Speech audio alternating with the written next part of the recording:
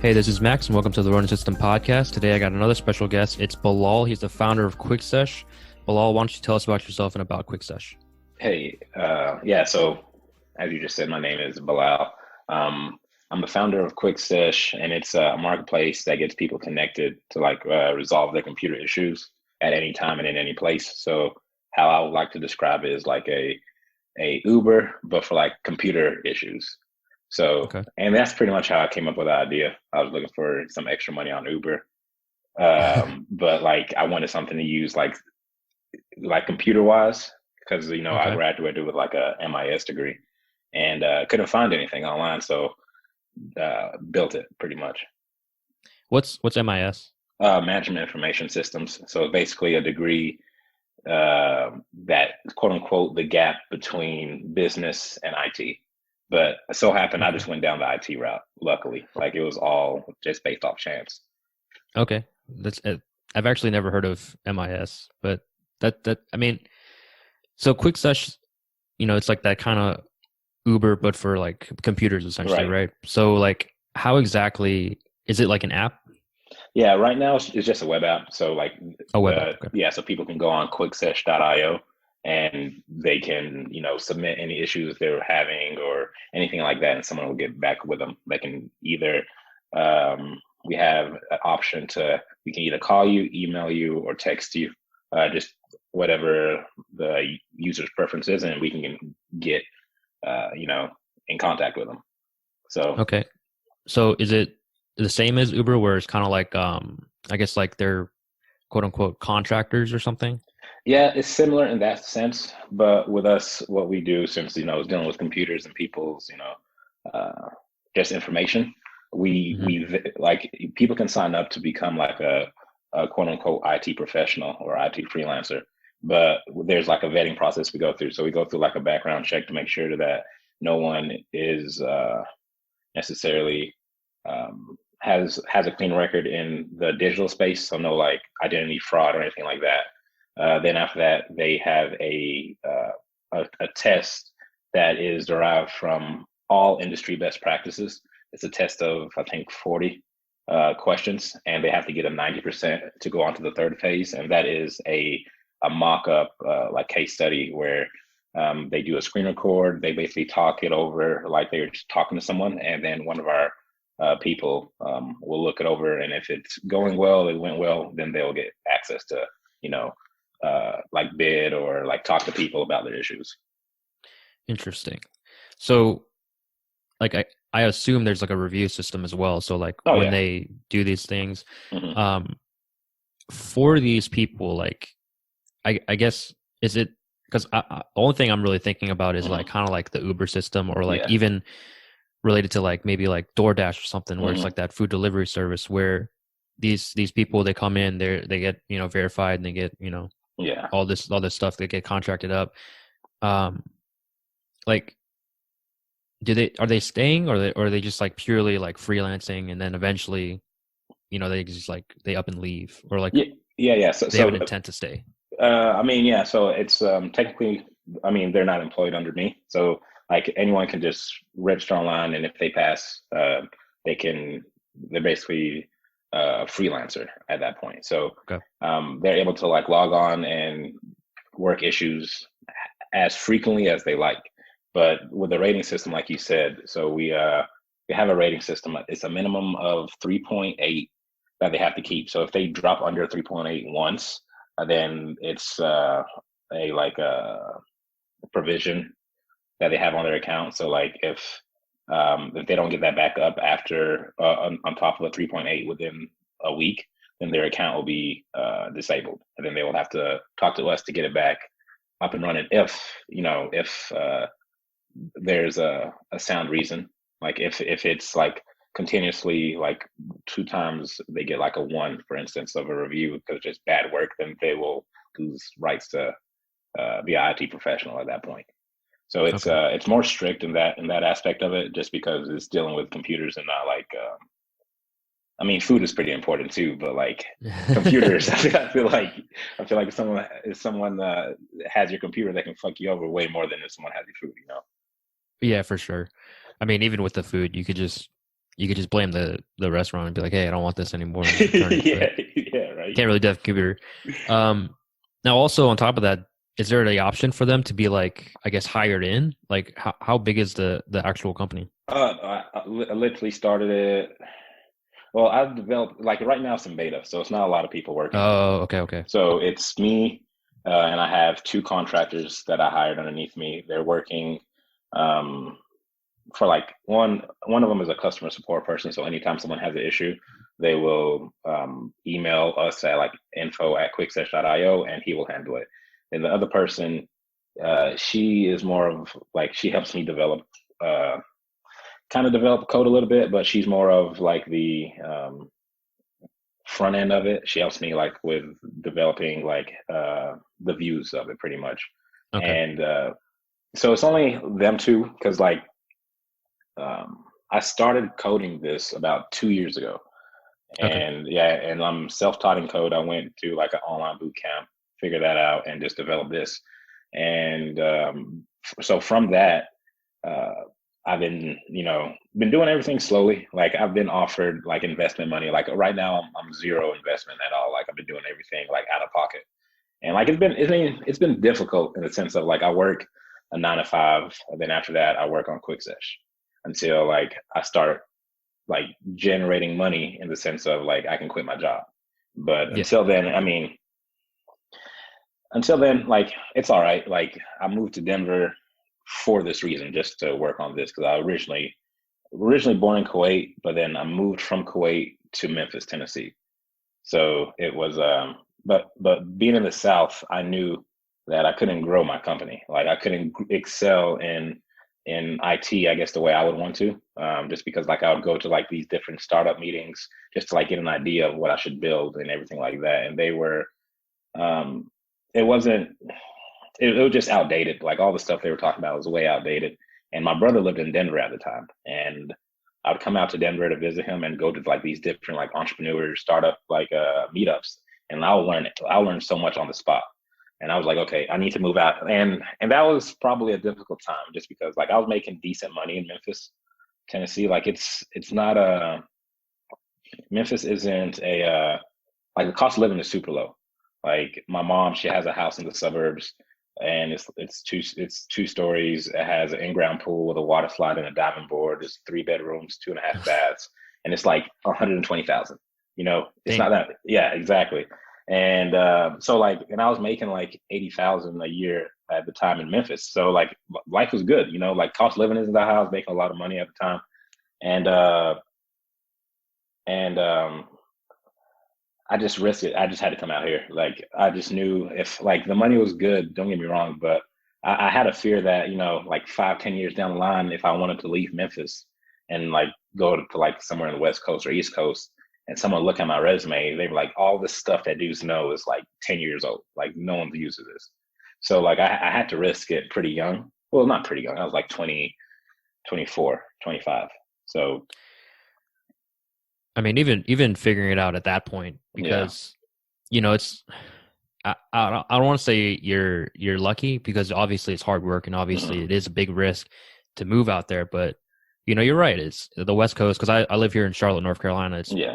I mean, it's still like a 11, 12 hour drive from Memphis, but it's pretty much the same. Like Yeah. I've been to those startup meetings, I've been to those same sessions, and like the amount of IT knowledge in this Yeah. area is obviously it's not. I wouldn't say lacking because Hmm. obviously these guys are smart, they know what they're doing, but it's not as expansive, I guess. Yeah. Like as out in the West Coast or like No, in Denver, exactly, where exactly. you know.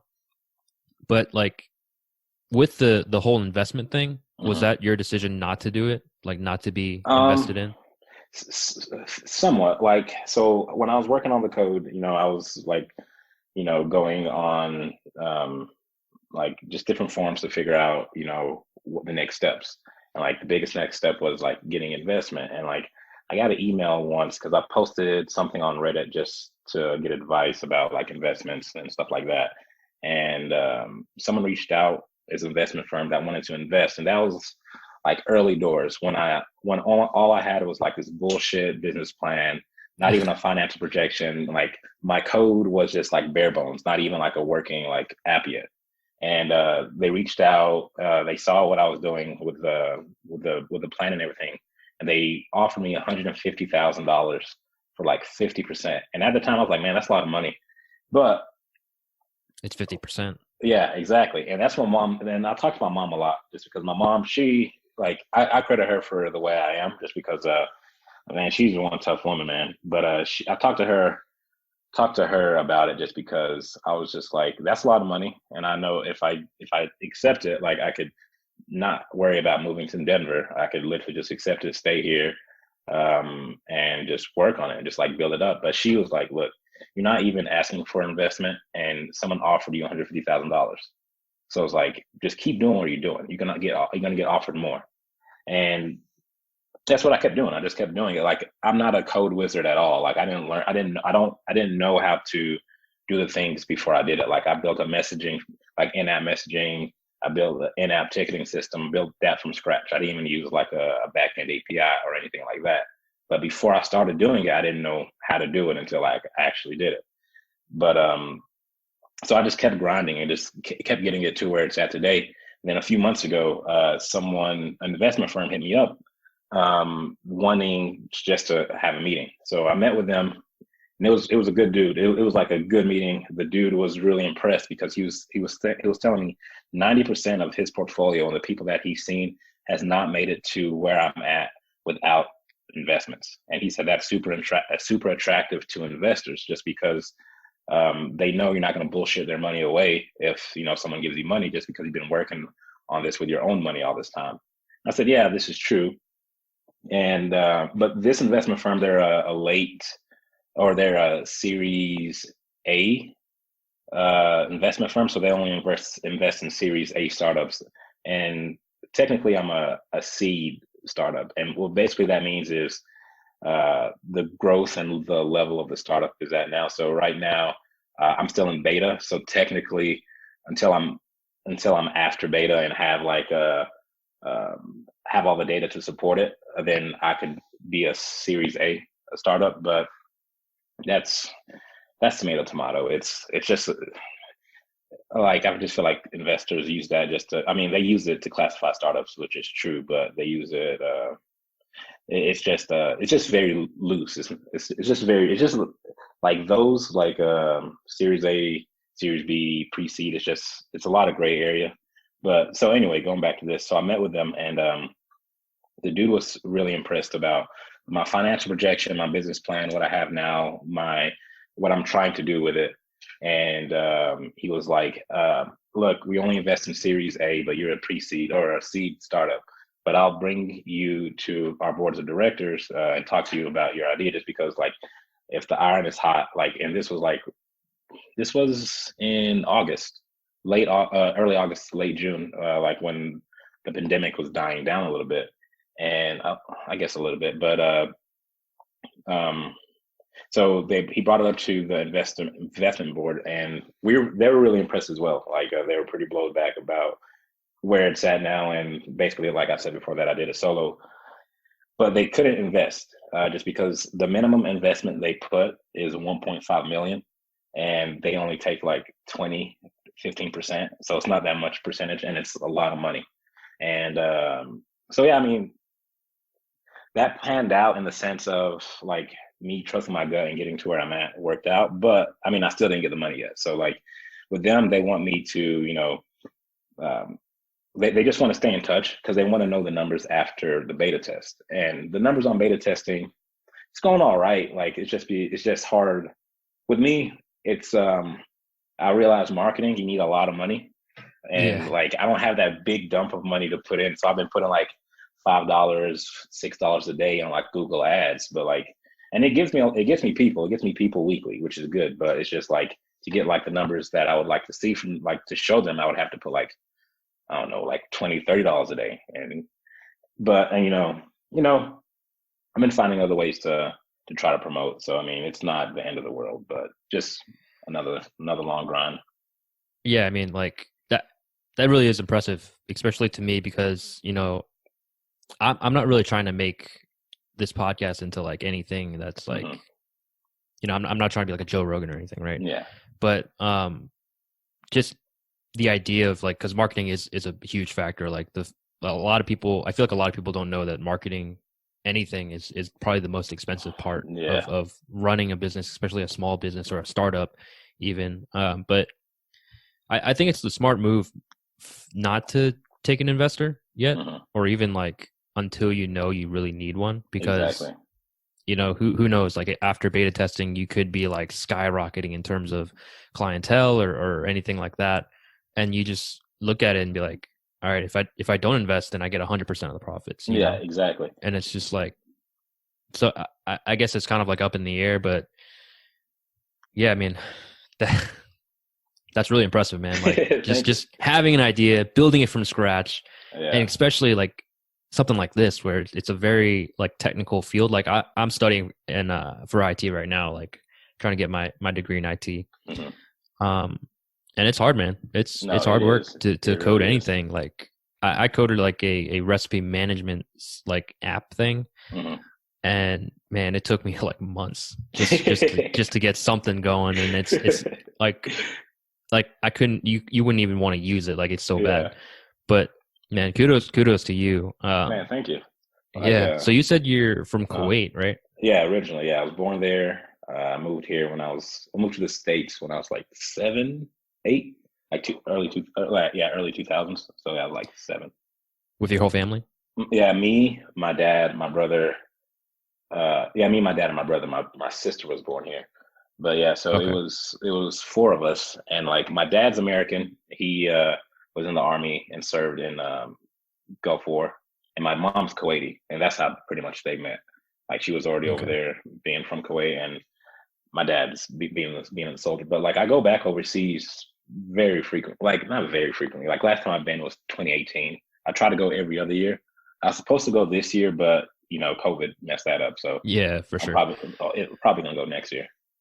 So for like, I didn't even know Kuwaiti was a thing. I thought it was Yeah, like Kuwaitan or something. But tell us a little bit about Kuwait yeah. I from at mean, least what you know. honestly, like I love Kuwait. Like, and the main reason why I would say that is because of my family. Like, my mom is the youngest of Mm. 11. So like I have cousins for days when I go back overseas, man. Like I will like I can see a different cousin every day for a month and not see the same Jesus. person twice. Like it's like I have a lot of cousins, and we just have fun. Like I love spending time with them. I love enjoying life with them. But Kuwait, like it has a lot of its faults. Like being westernized, growing up in the states, it's a dry country, so you can't find anything. Like there's the only thing you can do is literally just there's like gyms you can go to, but it's all segregated. So it's just like there's a gym Really? for women, there's a gym for men. Yeah, which is wild. And like Wow. I had to like I was last time I was there for like almost 2 months, and like when I came back to the states, I was so happy to go to the gym. I was just like, yes, I was just like, yeah, man, something to look at.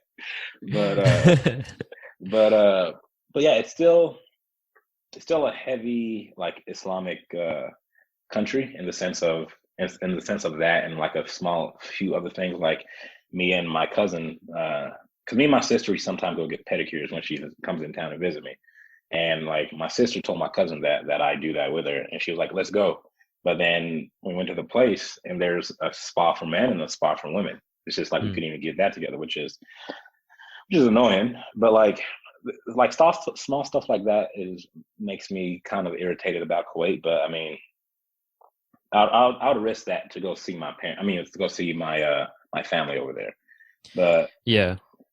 I mean, I can kind of get it because like you said, it is very Islamic and it's yeah, very. I mean, they have basically like a theocracy, right? Like, so hmm their government is run by Islamic code and all that. yeah, and they still have a So monarchy. So really, yeah, so it's like the a Prince of Kuwait is the El Sabah family. So uh, yeah, I know I met one of the well, I didn't meet like I know one of the aunts, like the aunts to the prince. My mom and her are real good friends. They went to middle school together, that's and pretty or middle cool. school or high school, one of the two schools. And we went last time I was overseas. I went to her house, and it was ridiculous. Really? I've never seen a house like it had like like we kept passing this like brick wall, like cement brick wall every day, just like in the center of town. Like you can't miss it. And then one day my mom was like, "Hey, your aunt Abnia is inviting you over for dinner. You need to go over there." So I was like, "All right, I don't know the address." And she was like, "Don't worry, she sent a driver." So I went outside and saw a dude outside, and I was like, "All right." Hop in the car, and the same like brick cement wall I passed pretty much every day. It was like a gate on the other side. So we drove up in the gate, opened up, and it was insane. Like that house was so big. It was so as soon as we opened the gate, it was just a big driveway. It's just like greenery, like the grass, and like the layout was like out of this world. It had guards. It was kind of sketch just because just seeing guards on just your property is just weird. And then yeah, the house was really nice. Like as soon as we walked in, it was like a fountain. Like inside the house, you just see a fountain, like huge fountain in there. And then me and the son, we knew each other when we were younger. When I was living in Kuwait, so we just caught up, just were talking. We were both in our like 20s now, and our lives are totally different, man. This dude Oh literally yeah, I just would have said. worries about nothing. Like nothing at all, man. Like I remember we were trying to go play basketball, like that, and that was the only worry. He's like, "Man, I can't go by the beach." I was like, "Why?" He's like, "My family, I just can't." I was like, "All right, well, I guess that's too much attention." But so we just played basketball like in their garden or whatever. But like he would just I just explained to him like about like American football and everything like that. And yeah, it was just wild just because like his first car he had was like an Aston Martin DBS, Oh, and jeez. like my first car was a 93 Honda Civic. Like it Oh drove, yeah, everyone yeah, had the so, '93 Honda Civic. yeah, for real.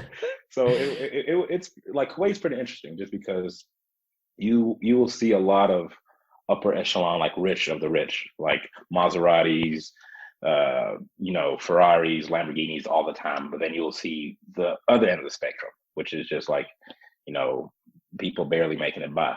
And I feel like the main reason, because with Kuwait, if you're not Kuwaiti, it's almost like you're a second class citizen in Mm. Kuwait's eyes. Like, and that's another reason why, like, Kuwait, like, I mean, with me being born in Kuwait plus having American citizenship, like, I can literally I'm not gonna say get away with anything, but like, pretty much.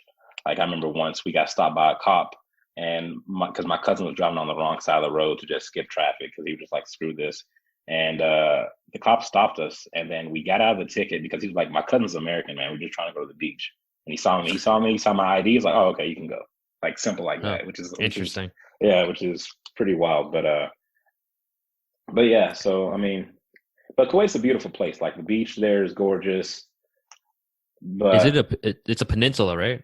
yeah, Or is yeah, it it's like right. It's right. It's in the Gulf. It's right on the Gulf. okay? Yeah, so it's nice. It's just hot, man. Like the only time I Oh ever yeah, go I there would is when assume. I feel like all Middle East countries are in yeah, those more disgustingly arid hot. temperatures. Yeah. Yeah, man. Um. So does Kuwait have its own like specific language? Yeah, they speak Arabic, so it's like just Oh, Kuwaiti okay. Okay. specific, but it's just a different dialect. Like Okay. people in Kuwait, quote unquote, speak Khaliji, and it's just a few syllables off. It's literally the same. So, are you fluent? Not fluent anymore, but like Well, okay. I still know how to talk, speak it here and there. Like every time I go back Just overseas, conversational. yeah, exactly. Okay. But barely that now, just because like since I moved to Denver, it's hard for me to find like a friend that speaks Arabic. So it's just Hmm. like I speak to my cousins overseas occasionally. We speak Arabic, or my mom on the phone, she speaks Arabic to me, or like and that's really about it. But yeah, ever since I've moved to the States, even when I was a child, it's hard for me to find like Arabic friends. Yeah. I mean that makes sense. Yeah. I feel like I can't relate as much just because I'm Chinese, Hmm. but I do speak Cantonese and basically all Chinese people, they either speak Mandarin or they speak Cantonese. Some Hmm. speak both. I can only Damn. speak really Cantonese, Yeah. and it's generally harder to find, especially in the South. But Hmm. it's definitely like a growing number of people Oh, that dang, speak nice. my language. So Yeah. I mean, and my girlfriend's Chinese too, so we're at least able to talk to each other. But I mean, I can get the whole thing because I was Yeah. born in California, so Hmm. like even though I can speak it, it's not like I'm nearly at the level where I can like go to China and then all of a sudden start talking to everyone, Talking, you yeah, know? no, that makes Yeah. sense. So But in Kuwait, uh-huh. yeah, in Kuwait, do they speak a lot of English or? Yeah, they do. And that's how Okay. I majority get around. Like majority of my cousins speak English. And when I go out to like they have TGI Fridays or they have like a McDonald's or whatever, pretty much everyone there speaks English. Wow. Like when I go to like there's a the old bazaar in Kuwait is called Embarkia. And that's basically like you go in there, it's like old school, like people selling stuff like in on the side of the roads, and like you walk around, pick what you want. And I love going there just because like the coffee there was pretty dope. You just people watch, and like there, pretty much like people spoke English, but when they hear you speak English, they'll raise the price instantly. Instantly, you paying like triple what you would pay if they didn't know you spoke English. But but yeah, a lot of people, I'll say majority of the people do. I'll say like a even like 70, 80%. Like a lot of That's people do. interesting. Yeah. Yeah, because in China, it's actually not obviously not everyone speaks English, but like there's people that at least know like the phrases and like they'll Oh know yeah. like pretty much all the signs, especially in the cities, are in Hmm. English. So Oh dang, like nice. you know, you if you go to the city, you'll at least be able to get around. Yeah. Um, but I mean, if you ever want to go to China, I'm gonna warn you right now. You're a black man. You're gonna be assumed to be a star. Like someone's gonna assume that you're a celebrity.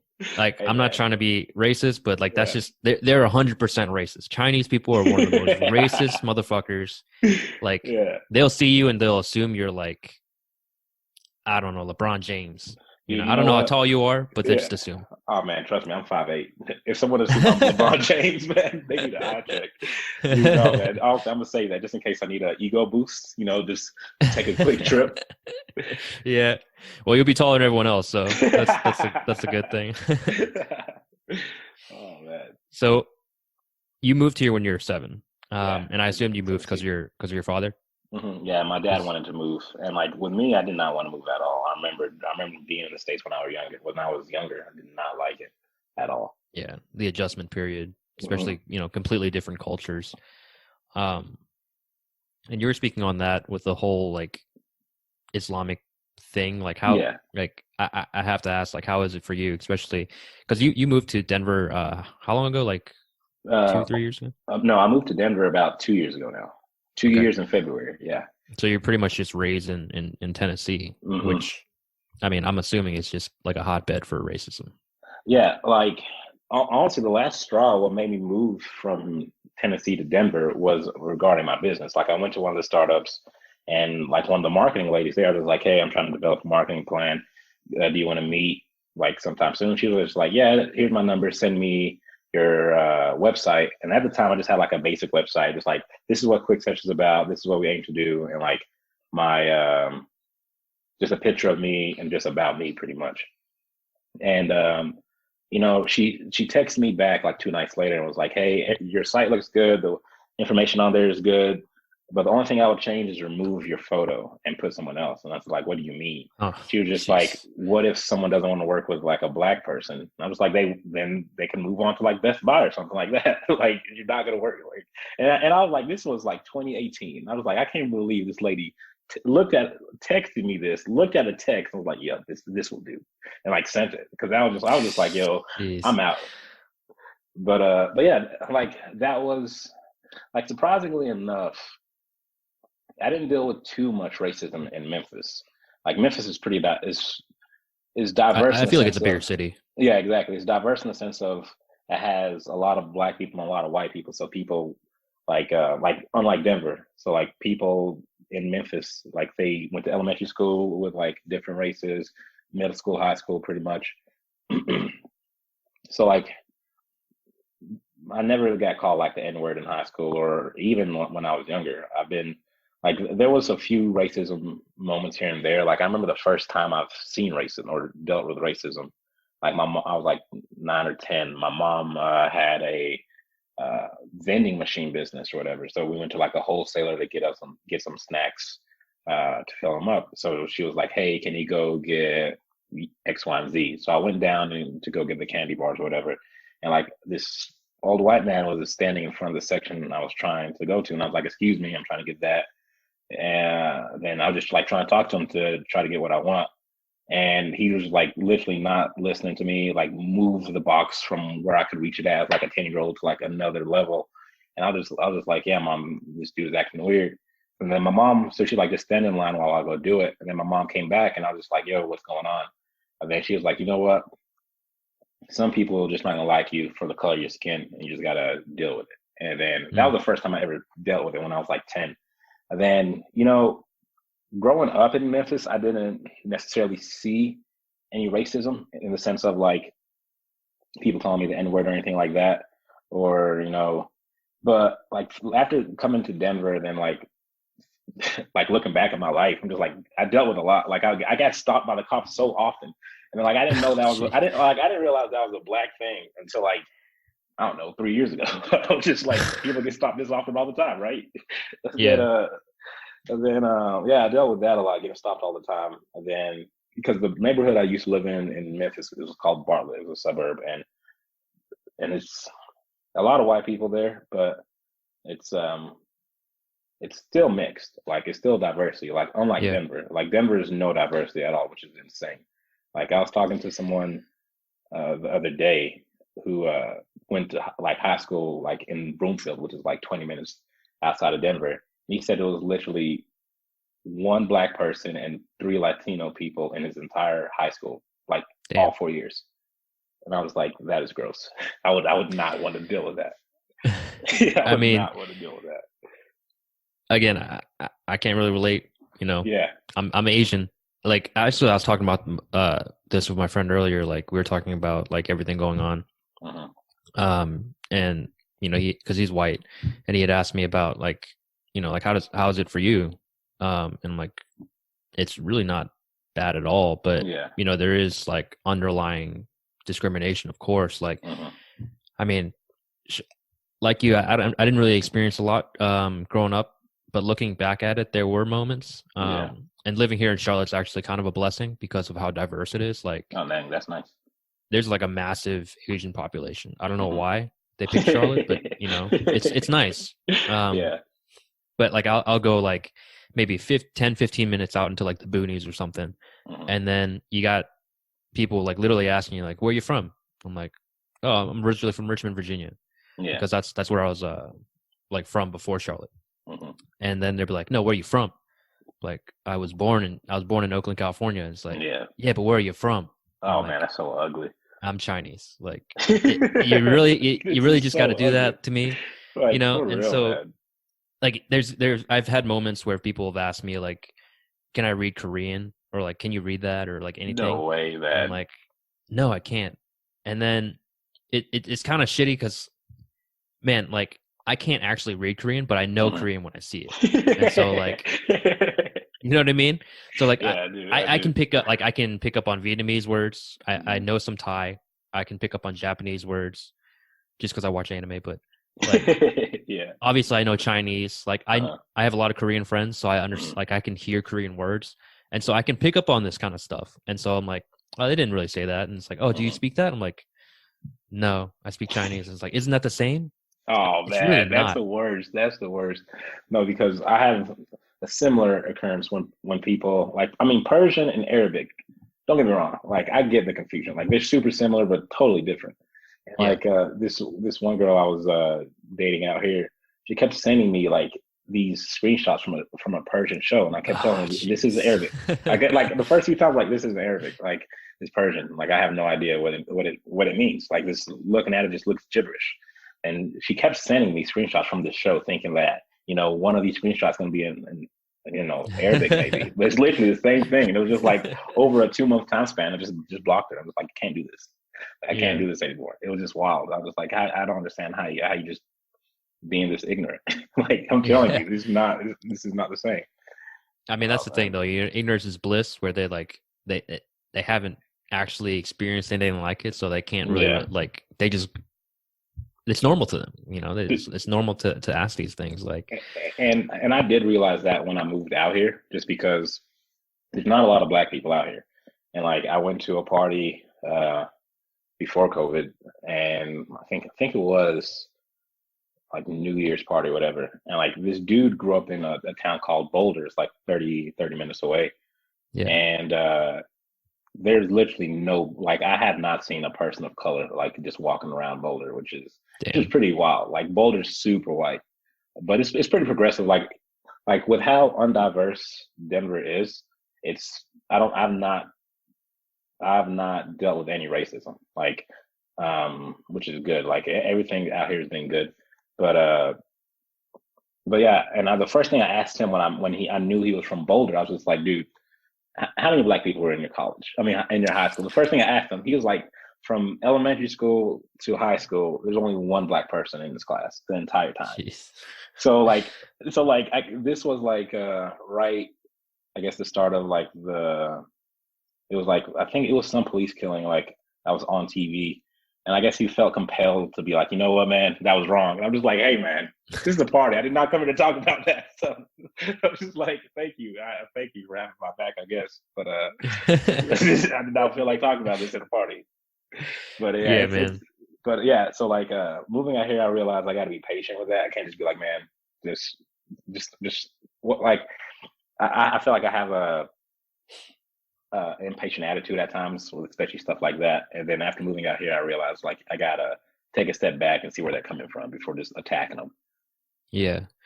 I mean, I knew this one guy, he was from Maine, Hmm. and like it's apparently just like Denver, where it's just like it was just like a sea of white. Yeah. And he was talking about in his elementary school, which this was even worse, I think, because like whenever basically any ethnic kid would come in, like Hmm. they would put him in the center, like in the front of the room, and be like, Oh "Hey, where are you dang. from?" Like they would ask him questions, like where are you from, like what's Hmm. like, and it just felt really racist to me, and he Yeah. didn't see it, like he didn't understand it. He didn't understand like how it's racist. Like in his mind, he was like him and his class were trying to learn about the person, but Yeah. then they didn't realize that like when you put someone like that Uh, in front of a crowd, like it's just like exactly. literally all white people, it's just it looks bad, Hmm. and it feels bad. But yeah, I feel like that's a really common thing, especially here in the US, where there's so many like small, I guess, like pocket populations. Yeah. um and funny enough, I actually was considering moving to Boulder, Colorado. And so now that you tell me that, I'm kind of rethinking my mindset, I just mean, no, because, no, it's fun. Don't get me wrong. It's really fun. It's yeah, yeah, just not diverse. That's the only thing. yeah. That's the thing. I'm a huge fan of like obviously like Asian food, Hmm. and like I can make it myself, but I'd prefer not to. Like I'd want to be able to go out and get it, Dude, right? and Oh man, trust me, I know exactly where you're going with this. yeah, like I visited what was it, Columbia, South Carolina. I was Uh-huh. there for about 2 months, and man, all you ate was barbecue. Like that's all you could get, Yeah, and man. it wasn't Oh. even good barbecue. It was like that dry ass like stick on the bone Dude, I kind of know. stuff. Oh, And so, yeah. jeez, No, and and it's similar here with that, just because like Arabic food is something that when I lived in Memphis, I could always get my mom to cook. But here, I'm just like, man, I want some good Arabic food, and I can't find like a good restaurant that makes like the basicest of dish. Like they, like I'll go to it and order like a shawarma, just something basic, just so I can like test whether I should like go on and get something like better. And they can't even do that right. Like I have not tasted a good one. Like like like when I had friends come and visit, and they were like, "Where should we go eat?" I'm just like, "Man, lower your food expectations down. Like this is not going to be like a food. This is not a food place. All we're going to do here is hike. Like the food here is yeah, fuel. That's pretty much it. Not we do not eat for fun out here. But that's a good idea to tell people.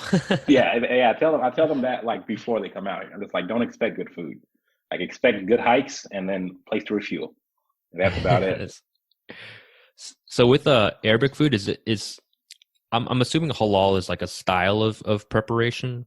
Is Yeah, that is that exactly. correct? Exactly it is. So Okay. basically what halal is that we basically bless the meat or like the chicken, beef, uh you know, lamb before we kill it. And that's pretty much what makes it halal or not. And Mm. like halal halal like meat, one is for me, even in Memphis, it's hard to find. Like there's a few Arabic stores that sell it, but compared to like a 3 pound thing of ground beef is like $18 or whatever. but if you go to like get it halal, it's almost 30. You know, Mm. it's like a big price difference. So it's just like, yeah, like halal food is good, but if you know, like I could, you know, pray over the food before eating it anyway. You know, Yeah. still get a blessing. So So I was actually gonna ask, like, mhm. how I guess devout are you to Islam? Yeah, so like you know, I still pray. I fast every year, but you know, I'm westernized, so like going out Yeah. to partying. Like I have girlfriends, or I had girlfriends in the past and stuff like that. Like I'm not the best, but you know, I do me pretty much. Yeah. Like Denver is legal weed, so it's just like I smoke occasionally, and uh, you know, we're not supposed to do that, but it is what it is. So like I Yeah. feel like it is what it is. I feel like I do the basics, like I pray, I fast, you know, I do that, but it's just like the stuff that I'm not supposed to do is, you know, sometimes I still do. Yeah. I So, mean, being Buddhist, like I wouldn't say I'm like anywhere close to being like devout. Like, mhm. I'll go to temple every occasionally. Like I'll Yeah. do my, like my quote unquote prayers. It's more of meditation, but Hmm. like every twice a month, I'll like eat purely vegetarian, which fucking sucks. But like it, I get it. I Yeah. still drink. I don't smoke. Just because I did a lot in like high school and college, but Hmm. it's kind of out of my system, I guess. But Yeah. I still drink. I still do things I'm not supposed to, but Hmm. it's not. In my mind, it's more like I'm religious more just to have some sort of faith, Yeah. something to actually like kind of I guess fall back Yeah. on occasion. And it's always tradition as well, Hmm. like Lunar New Year or like any festivals Yeah. that I partake in. It's all based on tradition. So Hmm. I think it's totally fine that you're doing you know, Yeah. especially And because I don't really get the alcohol thing. yeah, You know, yeah, I, we're not able to drink alcohol because honestly, they said it's the same reason because of we like I tried alcohol before. It wasn't my thing. Like I did not like getting drunk at all. Like when my friend gave me, I remember when my friend gave me a beer, disgusted. I could not do it. Couldn't do it. Like I couldn't drink it. So I was just like, yeah. And like I didn't start smoking until like I was like 22, 21, just because like I was coding and like I smoked once before and I was like, it's pretty cool. And then I smoke and then I'll drink coffee and I'll just zone out and just code. And like that has been my shit. Like that, like I can get a lot of stuff done smoking and just like put music on and just zone out and just like work. And like, and especially when I'm unsure what I need to do next, like I feel anxiety because I don't feel like I've done a lot where I'm at. So then I smoke, drink some coffee, and just pretty much plan it out.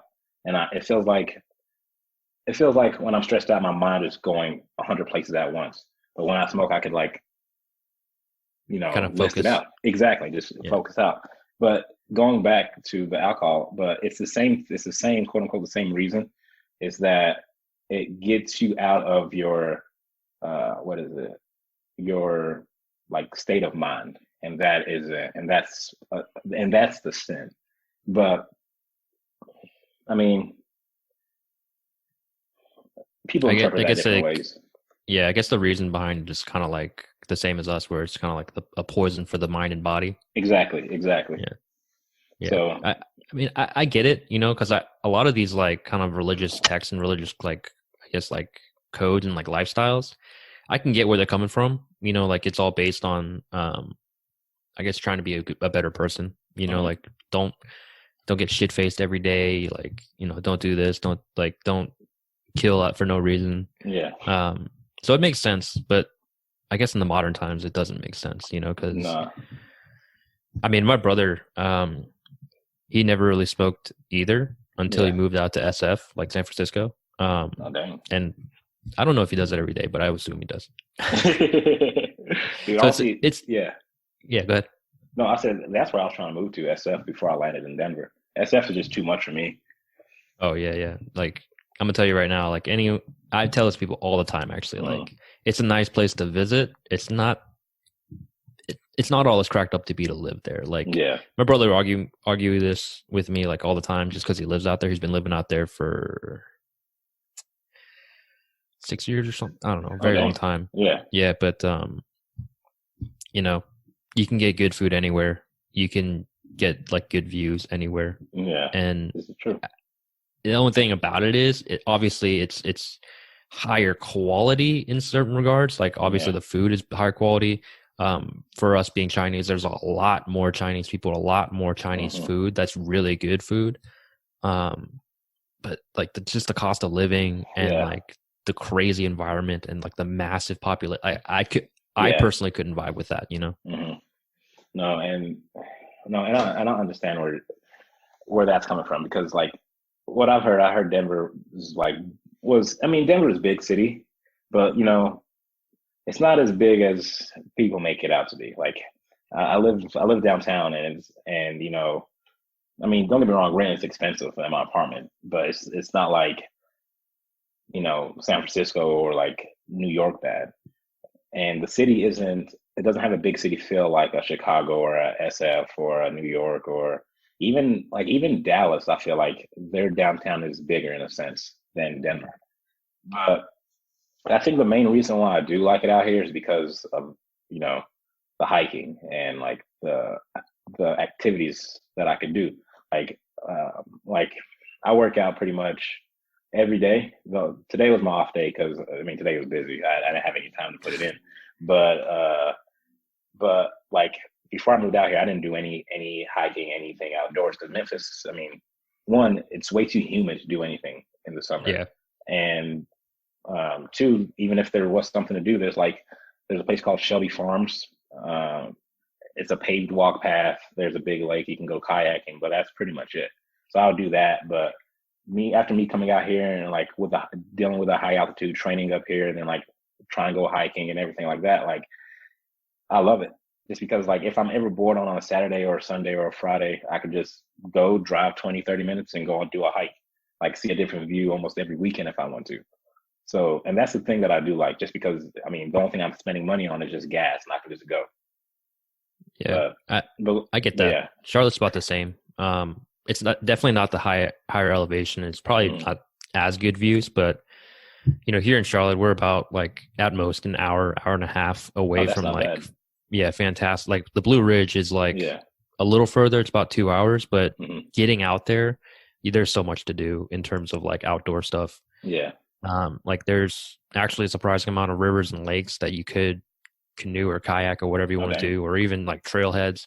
yeah, So there's a lot to do here in terms of outdoors, but it's also not really because a lot of people when they hear I'm in Charlotte, they also think like it's pretty southern and it's pretty kind of I guess like low quality. I don't know hmm, if that's the right term, but it's definitely not. You know, yeah, like it feels kind of like the southern New York in a way, where it hmm, is a relatively big city, and you know we do get a lot of people in and out, and you kind of get the best of both worlds. You know, yeah. so you get the boonies like 10 minutes away, and then you get like huge city living Hmm. right down the street. You know, Oh dang, and that's awesome. yeah, so it's pretty cool. So, what made you want to move to Boulder, if you don't mind me asking? Um, so living in Richmond pretty much like 75% of my life at the time. I had just Hmm. graduated college. I was looking at options. Yeah. Just because I didn't feel like I could actually like grow in Richmond. Hmm. You know, it's always gonna have a place in my heart, but at the time I was like, man, where should I go? Like I don't want to do this big city living like New Yeah. York or SF like my brother. But I also don't want to be living in an environment where there's like literally nothing to do, you know? So Yeah, for real. I was I know looking that. at places like you know, I was looking at like outside of Chicago, Hmm. but then I've been hearing, you know, it's not exactly what you think it is. Like I'd been Yeah.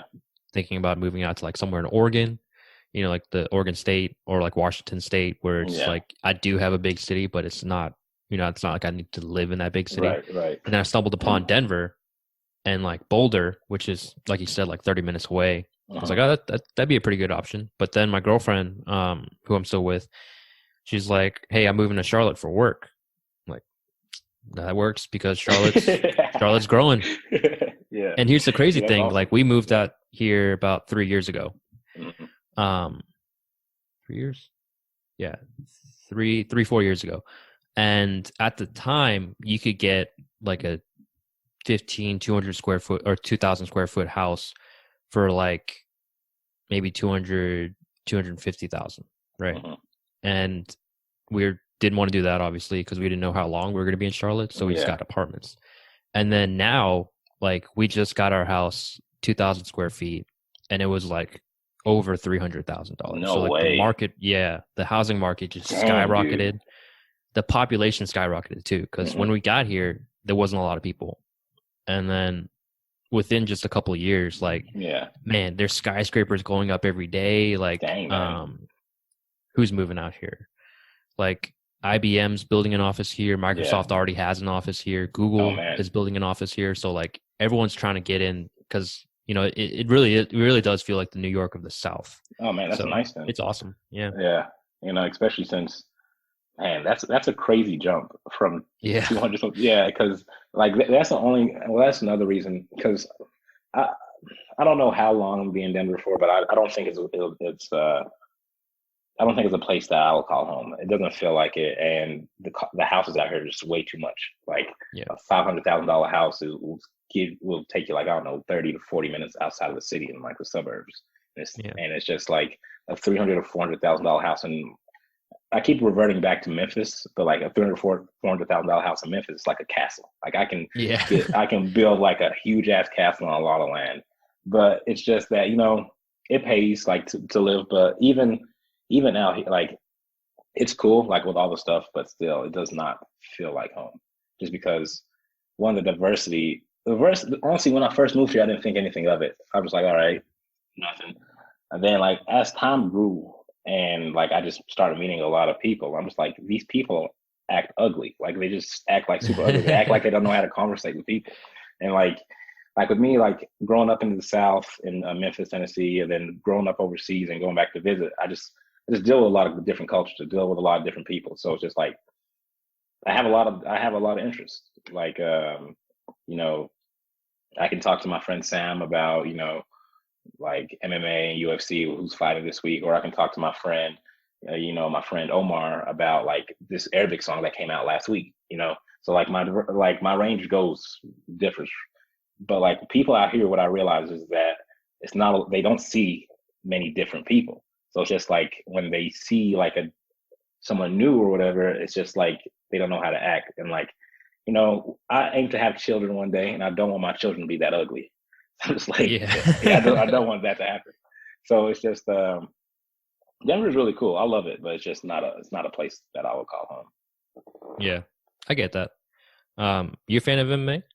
Oh yeah, oh yeah. Yeah, big fan? Like like I started watching MMA fights when I saw Rampage Jackson fight. Who did he fight? I think Rashad Evans, based on the UFC Ultimate Fighter series, like back in like Oh yeah, yeah. 2007, 2008. Because I he's from remember that. Memphis. Because he's from Memphis, and that's what got me into it. He did like a show, a promotion show in Memphis, and I was like, oh dang, this dude! Like that's the first dude I met that was from Memphis that actually like quote unquote made it big.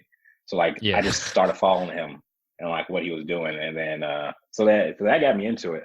And like I met a dude out here. He owns a studio, like a kickboxing studio. He's been trying to get me out there since I moved.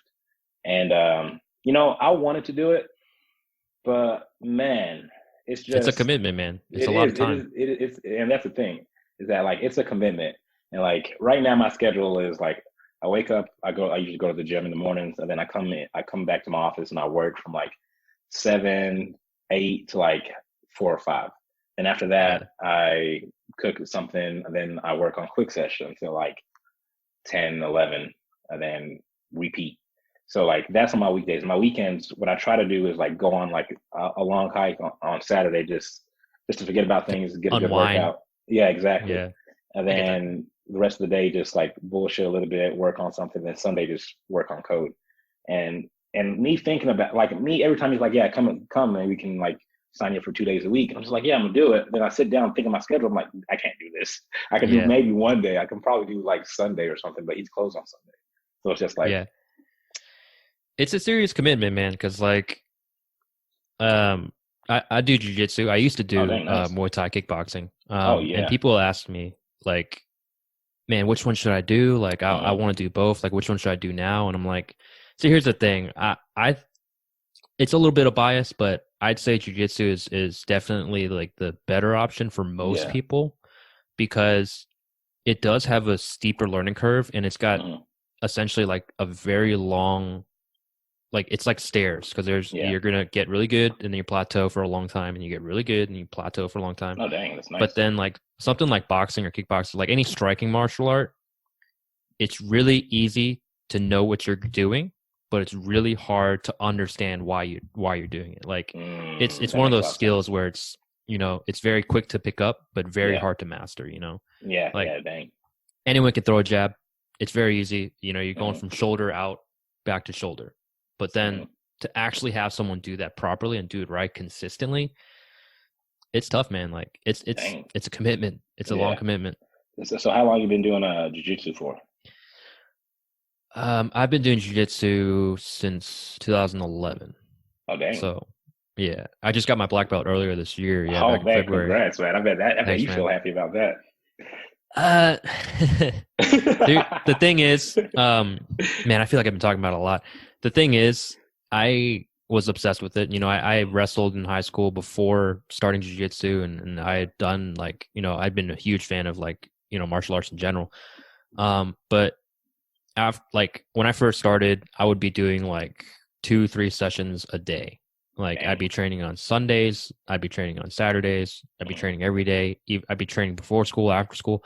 But like it got to a certain point where, I was already in a weird mental state. Like mm, I feel like I'm just like beating this story into a book, like into its death, but I had like a lot of mental like issues. mm. And so I felt like jujitsu was my escape, and then over time, it kind of really felt like a burden more than I feel that. I feel that. yeah.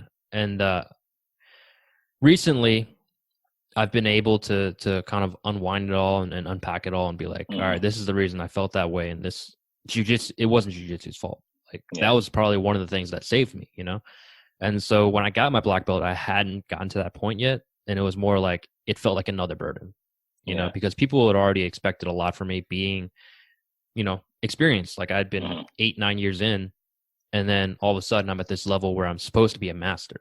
yeah. But let me tell you this, man, like from my experience being where I'm at and from my experience meeting, like I've met pretty much like I've met like Max Holloway, I've met Oh, the dang. Nogueira brothers, Yeah. I've met like a bunch of guys, and they're all Mm, these high level dudes, and it's like they'll all tell you the same. Like being a black belt is literally the beginning. Like you're not a master of shit. yeah. You're a master of understanding that you're not a master. Like that's where you're at. Yeah. So Oh, man. I am proud of it. It Mm, was a long journey, but I wouldn't say I was like delighted about it, yeah. at, Like at over the the time at moon least. or, yeah. Yeah, exactly. No, and that makes sense. No, because I don't have a, I don't, I guess I have a story that's on the same basis. Like the reason why I even got into like coding was because I was dating my ex-girlfriend at the time. And me and her, it was a real good relationship. It was almost 2 years. And it was like right when I graduated college. About a year after I graduated college, me and her started talking. And she lived in, she moved to San Francisco or San Jose, like the Bay Area type.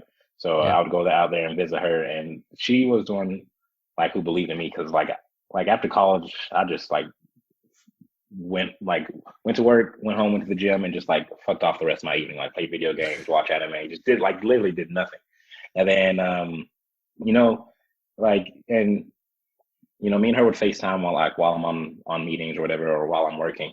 And then she was, and I would think nothing of it. I would just think I'm just working. And I remember once she would just ask me like what I want to do in like my life, and I was just like, I want to own like a software company one day. She's like, what are you doing to like do that? I'm just like, I work in IT now. I'm trying to figure out what is what. And then she was like, you got to develop a plan. You can't just say you want something and not do it. So she pushed me in a good way. And then, she believed that I could do it. Like, cause me, like, I was just thinking that, like, I'll just work like a 9 to 5 and have like a drop ship or online store and have that for extra money and live a good life. But then she was like, she was like, you're smart enough to like not make only thousands, but make millions if you want. She's like, these ideas you have about like a dropship store and all this stuff is nice. It's good. I know you can do it, but like you're aiming too low. And so then that's what made me to like learn code, and then that's what made me to develop this idea because off of that. So like, so when we broke up, that was like a spiral. Like it was just spiraling, and like so I just dove into my work, and like people like my friend Sam or like my other friends that I meet or talk to, they're like, "Oh, you're in beta! Like congratulations!" They want to like have a party. I'm just like, dude, I didn't do shit yet. Like I'm Yeah. still like I still didn't do shit. So like understand what you're talking about when you're saying like you got a black belt, you still Yeah. not a master or anything. Like I still don't feel like I'm a quote unquote CEO or a founder of anything yet, just because like don't get me wrong, I have an idea, I executed it, and it's in beta right now. But many people got where I'm at. Yeah. There's a few people that got where I want to go.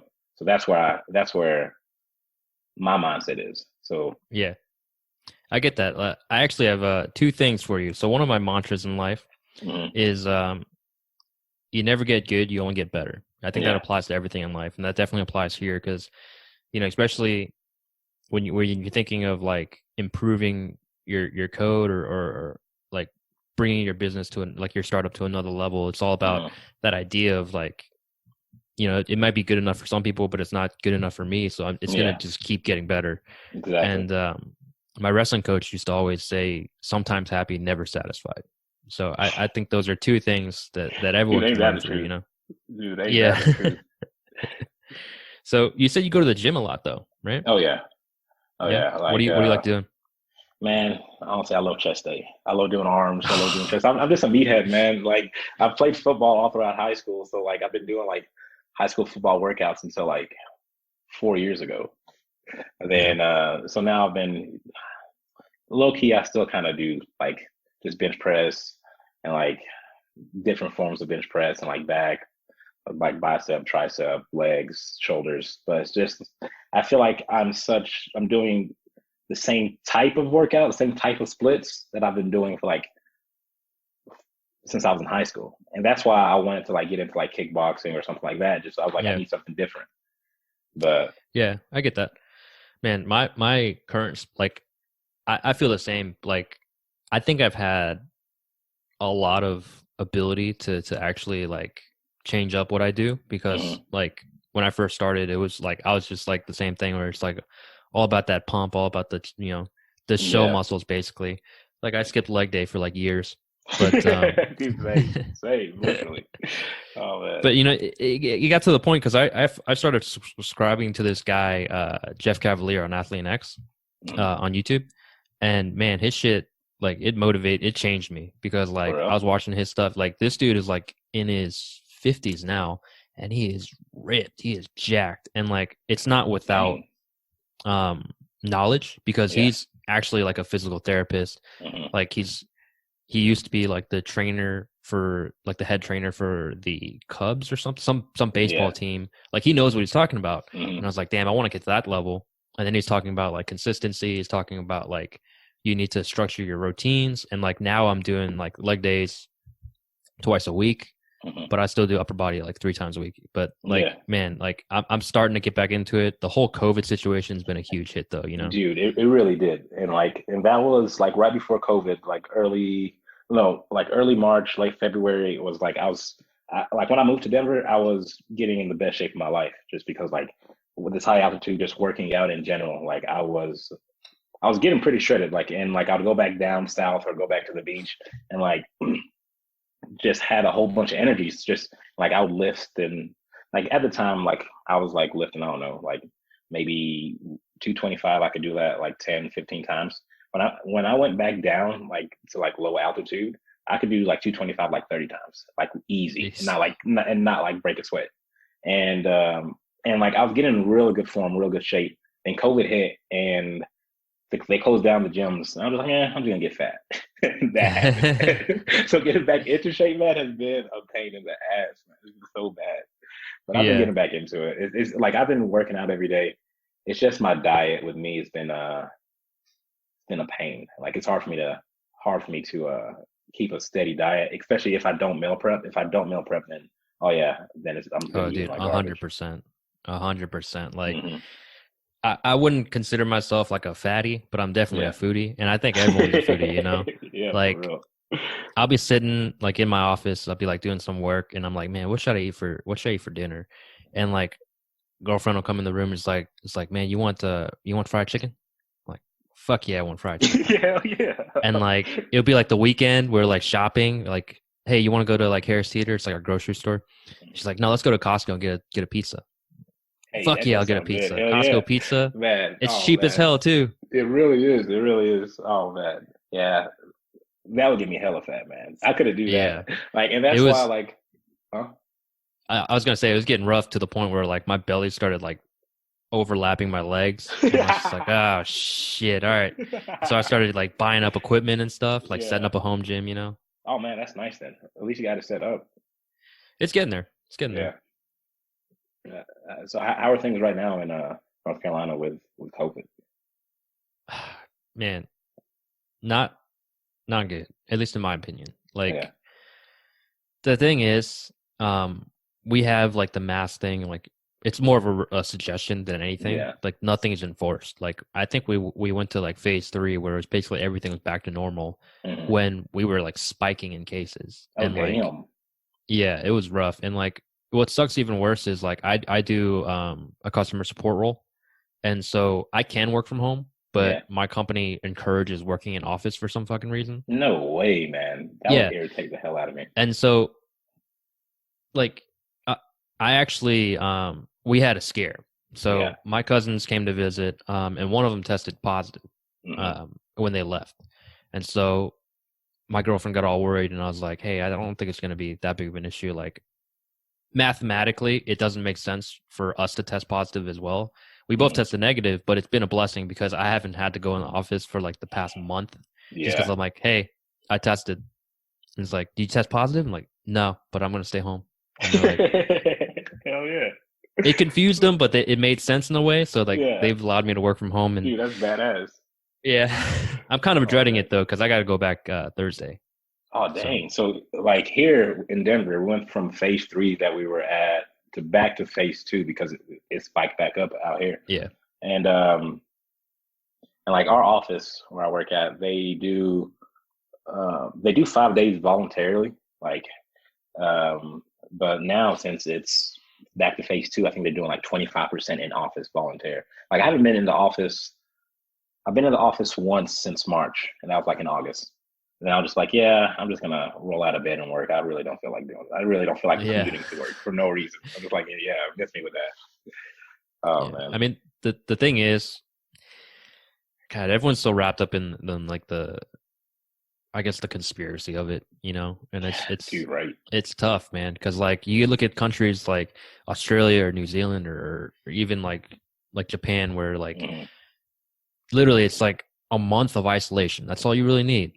You isolate the cases, you quarantine it, and then boom, everyone's back to normal. Like I think Yeah. New Zealand's just had their first full capacity concert like this past month. Oh yeah, I seen that. I seen that on Twitter. Yeah.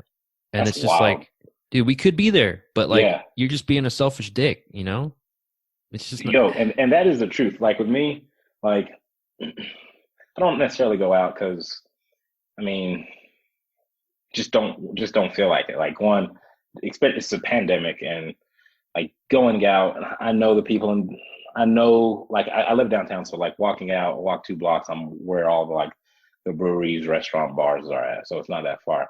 But like even like I have to go past that street to go to the grocery store, and just driving past them like any given day, you just see people walking around, birding around, like just out and about, yelling, just like it's normal with no mask on. Yeah. And I'm just Oh like, yeah. man, that's like with me, I'm responsible in the sense of like I'm not gonna get anyone else in danger. So like I'll always put my mask on when I go out and everything. But like you said, if you just see people just not doing it, and it's just like this is November, and we have reached we broke records. It's Yeah. like, come on, you know. But Yeah, it's tough, man. It's so annoying, but it is what it is, you it know. is what it is, man. Ain't that the truth? That's been my saying all COVID. I'm just like, it is what it is. Hey, let's move on to a happier subject. Oh yeah. I've been on this has been on my mind. You know about the fights this weekend, right? Who's fighting this weekend? This weekend is Rafael dos Anjos, and he's supposed to be fighting, or he was supposed to fight Islam Makhachev, Oh yeah. who's like Khabib's like essentially little brother. You know Khabib. Dude, I was so sad he retired. I was so sad. I was literally almost in tears. I was like, come on, man. At least hit 30. At least hit 30. But Hey man, anyway, it's a promise to his mother, you know? Like, yeah, this is true. Like, man, yeah. Like after he's gave the speech and everything, I'm like, man, I respect that. He promised his yeah, mom he's not doing it. Then yeah. But yeah, Rafael dos Anjos was supposed to fight Islam, but mhm. Islam pulled out. He got the mumps. And apparently there's like a mumps outbreak in Dagestan. So Seriously, yeah, damn. I mean they're like, from what I've heard, they're like the picturesque version of a third world country where like they didn't even know COVID was a thing for a long time apparently. Damn. Yeah, and it Oh man. sucks. It sucks. Like that's why Khabib's father passed away, because they didn't know No what it way. was. I think Seriously. so. Yeah, I think Dang, so. that's crazy. Okay, thinking back at it now, yeah, I do remember hearing that they did have COVID complications with him. So Yeah, yeah, yeah. damn man, that But sucks. yeah, apparently there's like a mumps outbreak now. But Mhm. yeah, so they needed to find a short notice replacement, and it was like 5 days. So like literally, like I think this past Sunday was when he pulled out, Mhm. and so they were looking for everybody. And then the semi-retired commentator Paul Felder, he used to fight at the same weight. Yeah, He's yeah. like, "Fuck it, I'll do it." And it's like, dude, this guy's a fucking badass. Like, people are saying like he's literally going to be on the commenting table. And as soon as he's done commentating, he's just going to rip his shirt off and be like, "All right, I'm next. I'm next. Here we go." You know, but that's Yo, just that would be badass, insane. man. That would be. Yo, yeah, I need to keep that. I need to keep that in my notes because I need to check on that fight Yeah, I think because it's this weekend. yeah, because the one fight that I do have circled, I think it's later this month, is Curtis Blades and dang, what's his name? He's one of my favorite fighters. Ooh, it's Uh, isn't man, it Junior? no, it's Derek Lewis. Oh, really? Yeah, I saw it on Derek Lewis's Instagram like 2 days ago or yesterday, a few days ago. Yeah, Damn. so like that's gonna be a good fight, but Yeah, that'll be interesting. It'll be an yeah. interesting fight, man. Like, there's a lot of fights. There's been a lot of good fights this year. Oh yeah, oh A yeah. lot of good fights. Like honestly, I honestly did think Gaethje was gonna not get Khabib because Khabib is one of my favorite fighters of all time. But like this, after that first round, I thought because he was going for the leg kicks a lot, I was like, damn, it looks like it's working. And then second round, he did not do it once and got tapped out. And I was like, Yeah, I damn, that mean, sucks. well, the thing is, like, because when Gaethje beat Tony Ferguson, Yeah. uh, me and brother were talking about it, and like, here's my take on it. A lot of people say, "Oh, Ferguson, he wasn't himself. Like, he cut weight twice in 1 month, or he was Mhm. preparing for Khabib." And Justin's like literally the complete opposite. Yeah. And it's like, in my mind, it's not really that different in terms of game plan, because for Khabib and for Justin, Mhm. they're two different variations of the same problem, Yeah. because they're going to march forward and they're Mhm. going to like basically instill their will. Like, Khabib's going Yeah. to want to take your ass down and Justin's going to want to knock your ass out, you know? Mhm. But how do you stop that? You go forward first. And Oh, damn. so, like, Tony, he should have marched forward first, but he Mhm. just stood there. He stood there, he took shots, and man, those were fucking heavy shots. Like, Yep. just hearing them, good Lord, I don't know how he survived. But when you watch the Khabib Gaethje fight, it was like blazingly obvious that the only way you're going to beat Khabib is to go forward. And Justin Oh yeah. backed up the entire time. Like, it didn't Mhm. matter what he threw, because Khabib went forward. And I'm not going to say he used my idea, but it at least validated what my What you're opinion saying. was. Yep. Yeah, Dang, because you he just really marched did. forward. and yeah, he neutralized Gaethje with the quickness. Like Yeah. Khabib after that fight looked unscathed. Yeah. Like, well, I mean, He majority of actually his fights. he said Gaethje actually hit him with some hard shots, and it probably Damn. like the hardest shots he'd ever taken. But he's like, it didn't look like it, you know. Yeah, for real, it really did it. And apparently, he had a broken foot. Yeah, Khabib? he had a broken foot, Dude, and it was the what? foot that he was getting kicked on, and like he just kept going forward. Damn, man. And it's like, Yeah, dude, this guy's that's a a different different level breed. of badass. Yeah, exactly. That's a Exactly. different level. Like, I can't do that. No way, man. I got kicked by a leg kick once. Not a fan of that. Like, I Yes. had a brief dream of like, oh, let me just fight real quick. Got kicked in the leg once at a gym. I was like, yeah, I'm not doing this. Yeah, man. Here's the thing, man. When you get leg kicked, you don't get used to it.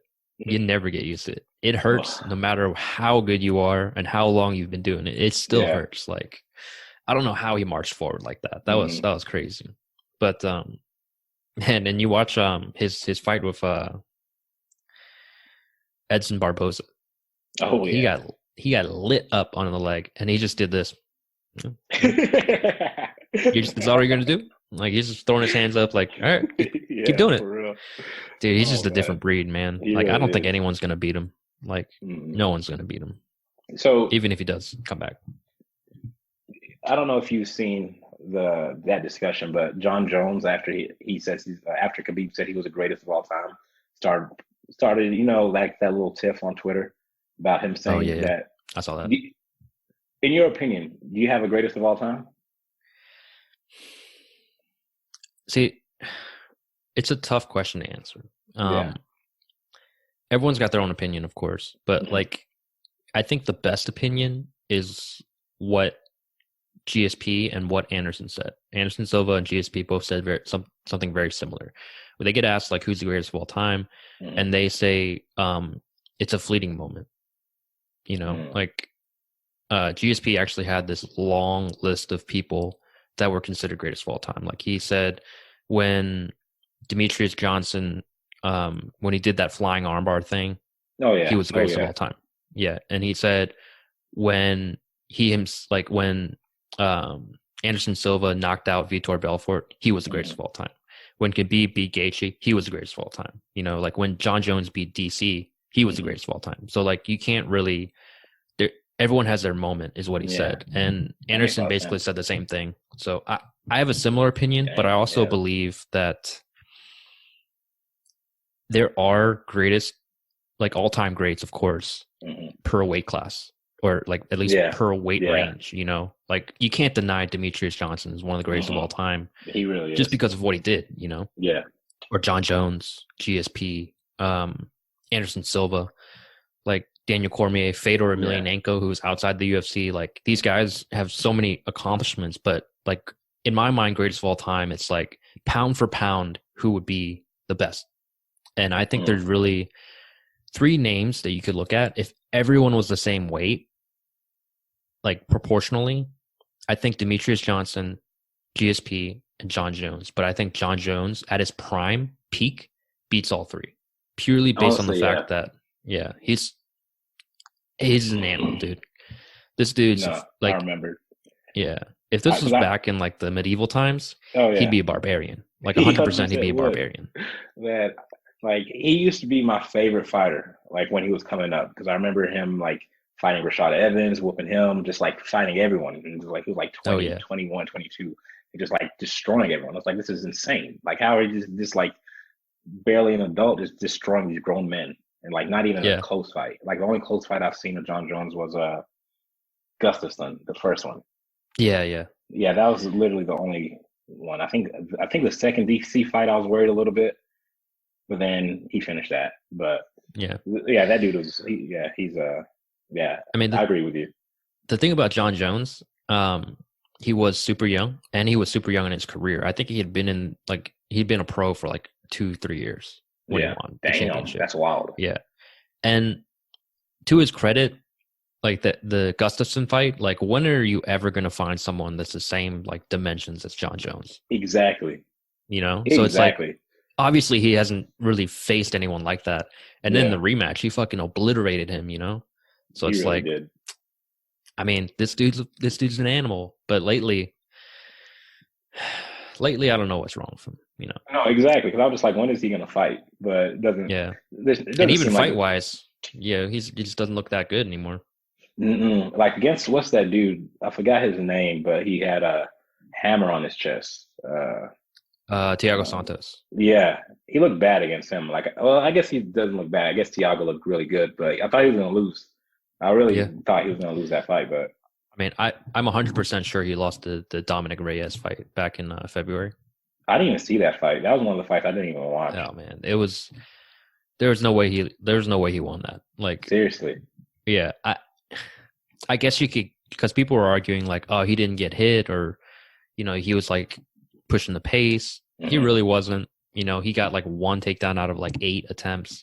He Oh, was getting lit up. He got yeah. knocked down like twice, and it's Damn. like, dude, he just doesn't look as good as he. I mean, maybe it's a wear and tear thing because he has been fighting for Yeah. so long, Forever. but man, that Thiago Santos is a badass too, dude. He didn't have any cartilage in his legs or something. Yeah, and he still like went all those rounds and is still doing the Yeah, work, which was wild in he just got itself. finished though this past weekend. Did he win? Do you know or no? No, he got finished. Oh, he He got got he got finished. the yeah he got Damn, uh man. yeah Glover Teixeira choked him out. Man, that sucks. Because I wanted to see him do have another chance at the title after especially I think he that. will. I think Yeah, he will because yeah. all he has to do is get one win, and then he's back. Back He's into back in it. contention. Hmm. Because it's all up in the air with John gone. Ain't that the truth? All right, let's see what time it is. How you feeling, man? Man, I'm feeling good. It's 7 o'clock here. Well, I mean, it's only 9 here, but Yeah.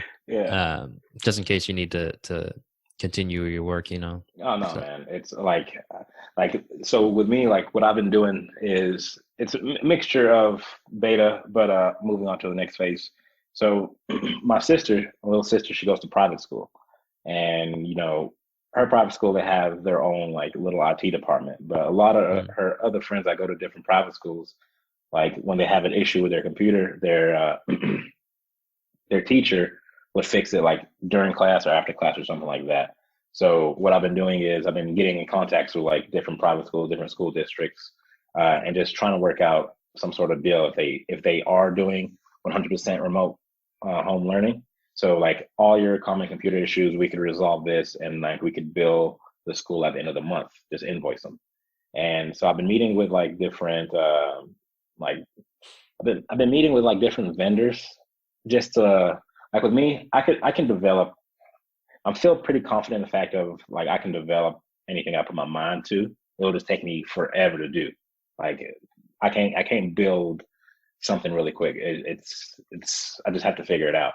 But so what I wanted to do was build an extension on like these Zooms or what is the other one? Zoom.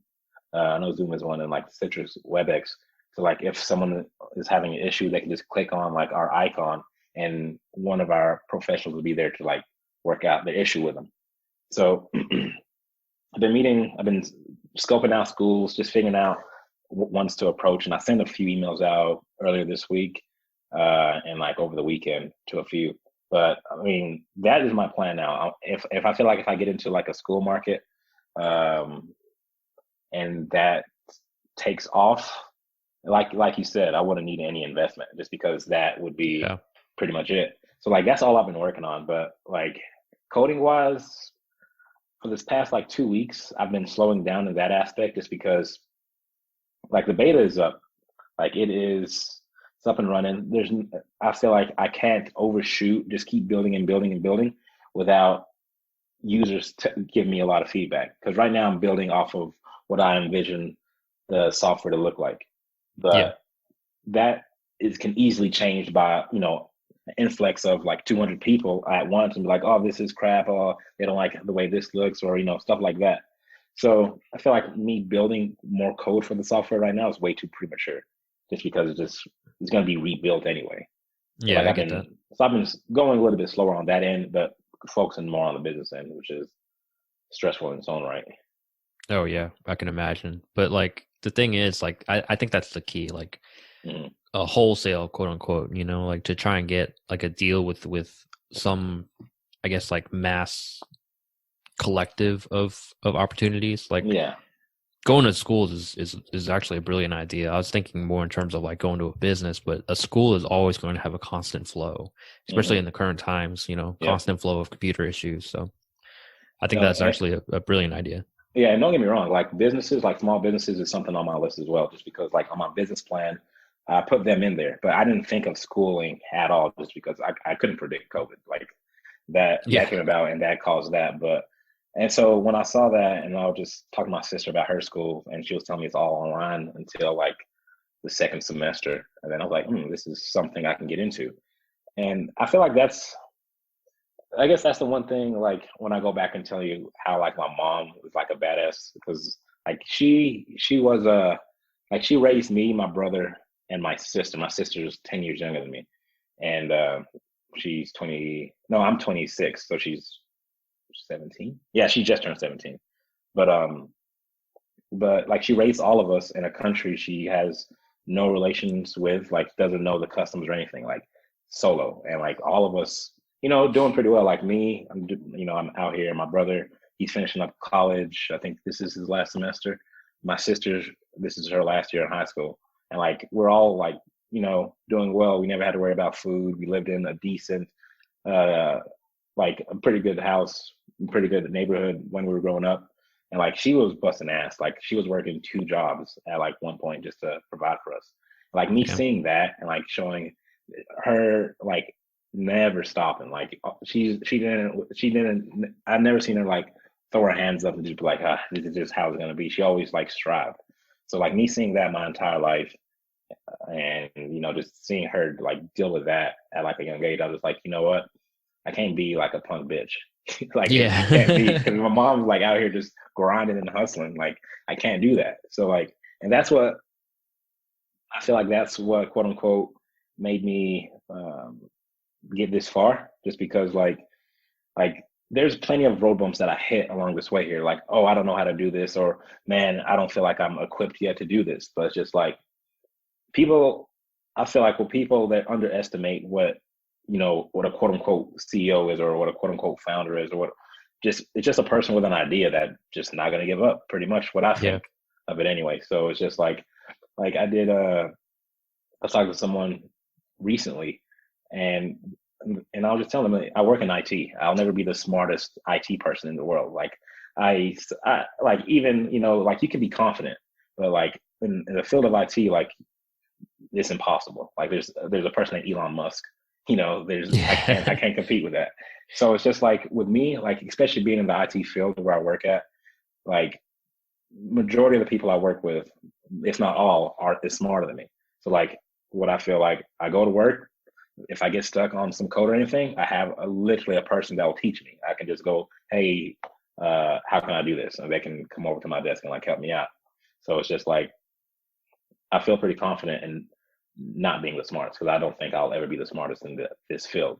But like hard work is something that is that I guess is not measurable, but I mean it kind of is. But it's like you don't need to be smart to put in hard work and like figuring things out. You don't need to be smart. You just have to be resilient in the sense of like you're not going to give up because like there's plenty of times with me building this app or building the business plan or building the financial model of just like how do I get this or how do I do this, and what I read online isn't always correct. But the thing that I did read online is if you want to be a CEO or a founder, if you get stuck, you can't just like give up. You got to figure out a way. If you want to be a Yeah. CEO or a founder, you have to figure out a way, some way, shape, or form. And that's what made me lead to the school idea because I was just like, man, it's hard for me to figure out like where people are having issues because it's not like I can go to Facebook and be like, oh, this person's having an issue on our computer. Let me message her. So it's like it's kind of hard figuring out where people have issues at. Like I put Facebook ads and everything, but that's still not me actually going out and like getting people. So I know I have. So I know that getting people is something that I need to get. Like I need to get people on the site, um, using it some way, shape, or form. So I just had to keep digging and keep digging and keep digging and thinking what is possible. And Yeah. And that's what led me to that idea. But I just feel like, honestly, man, I feel like anyone, not anyone, but like anyone that had the effort could do exactly what I'm doing. You know, like I don't feel special in any way, like shape or form. I just feel like I'm Yeah. the only one that I'm probably not the only one working on some type of idea like this, but I am. I feel like I'm where I need to be. You know. Yeah. I mean, I'll be honest, like it's the first time I've ever heard of an idea like this. So Mm. you got the Charlotte market beat, you know. Thank you. But I mean, Man. just having this idea and following through with it, you're 10 steps ahead of everyone else, you know. Like Yeah. I can't tell you the amount of ideas that I've had or like startups that I've had in mind that just kind of didn't pan out, you know. And so like just jumping on this, but also pushing the limits of it to come up with like fresh ideas and also go this route that again I didn't even think of to actually like grab a strong solid base for your Mm-hmm. market. You know, it's that's you're doing more than the average person That for for sure. sure. Yeah. Yeah, and like on top of that, I really like that you're talking about that you're not the smartest guy at work, and excuse me, and like I agree. You know, I think one Mm-hmm. of the smartest things to know is to know that you're not the smartest in the room, Oh because yeah. then that's going to give you the opportunity to actually get to a better position, you know, get to a better point just by Exactly. taking in all that knowledge, you know.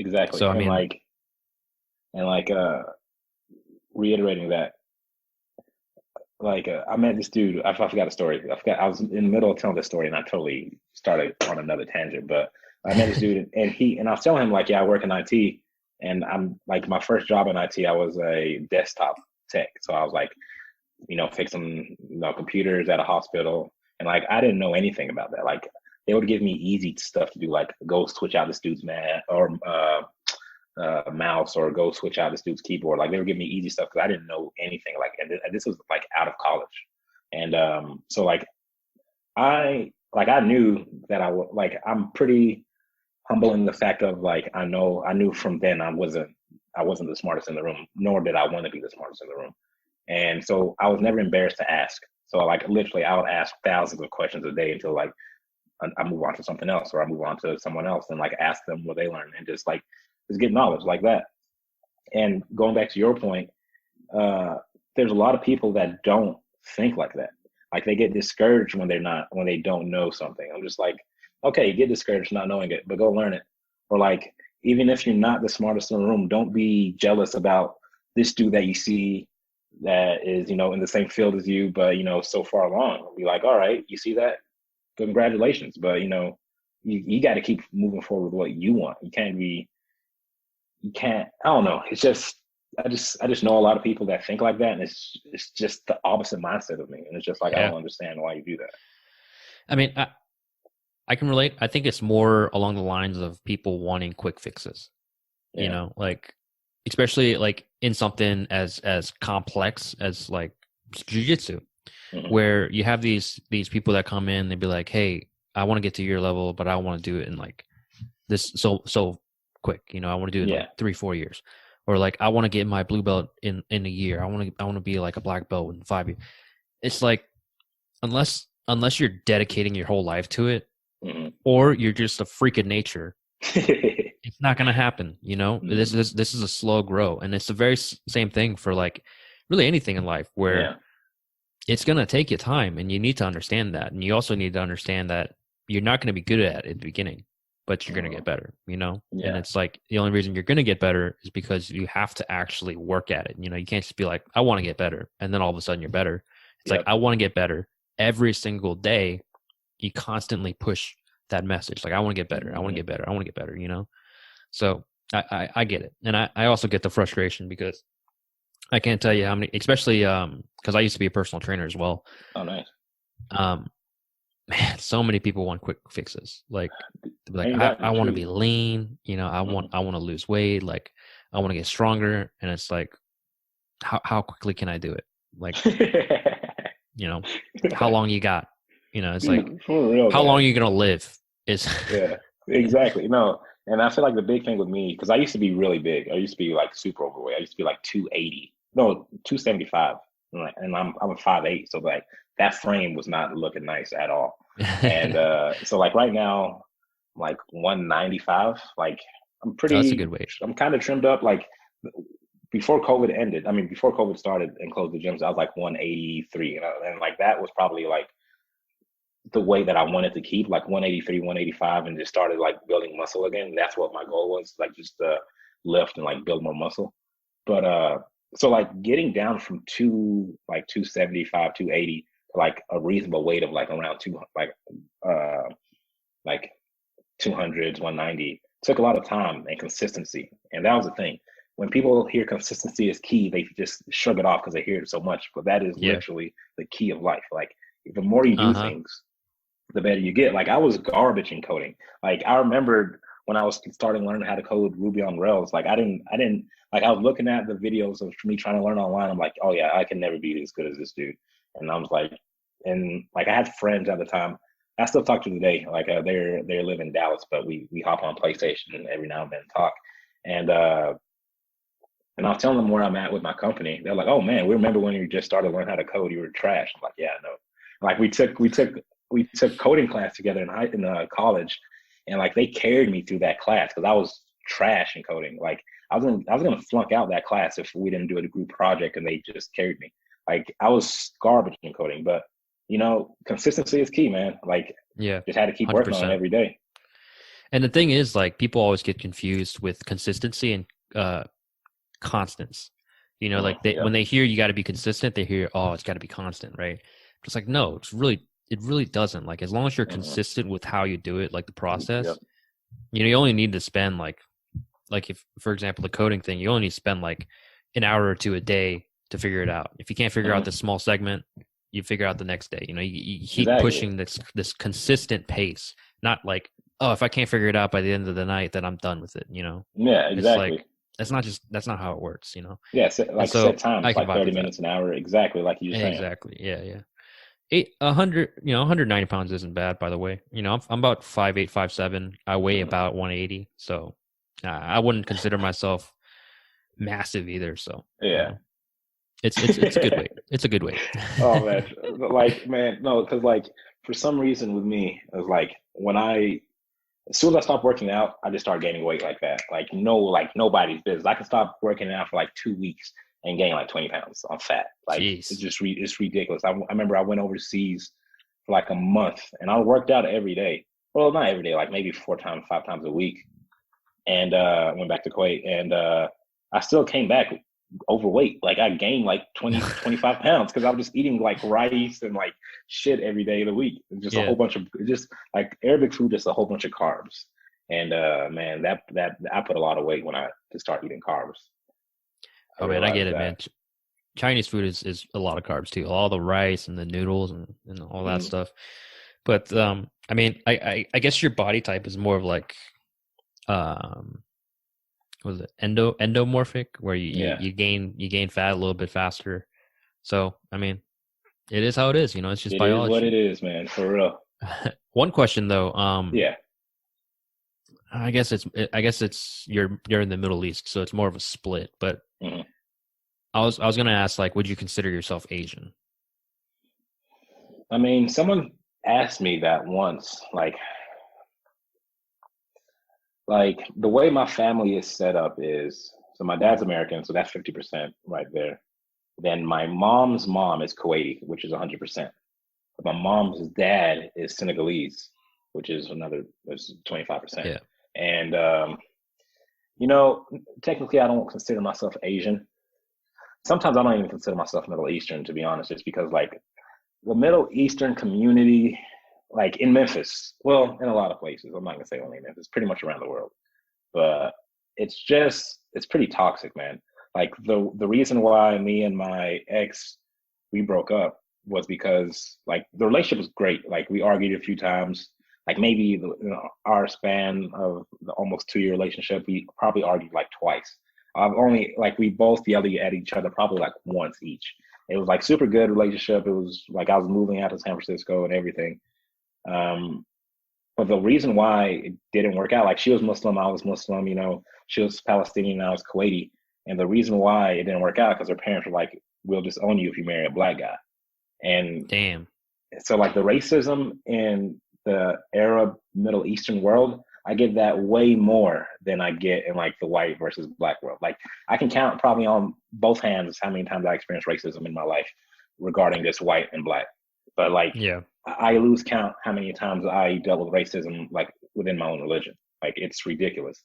Like my brother, not to put his stuff out there, but he wouldn't mind. He's not that religious anymore because of it. Like he will tell you like the culture isn't good culture for black people, but he considering culture with like just stupid people. Yeah. But like teach his own. And but like yeah, so like I don't even consider myself really Arab. Like growing up, like being in the States this amount of years, like I consider myself black, but not necessarily not like it's wrong, but not necessarily like an African American, just because like I grew up in Kuwait and like I lived in the States. Yeah. I mean, I wouldn't consider you an African American either. Yeah, You're a black guy. That's yeah, all you exactly, are. You're a exactly. black man. But I get that, like the whole toxicity of it, because like I said in the beginning, like Chinese people are some of the most racist people in the world, Hmm. and it's true because like um one of my friends, she's dating a black guy, Hmm. and like her parents are 100% against it, Yeah. like like to the point where it's like if she's like suffers any bit in her life, like financially or like physically or anything like that, it's like, oh, because you're Hmm. dating a black guy.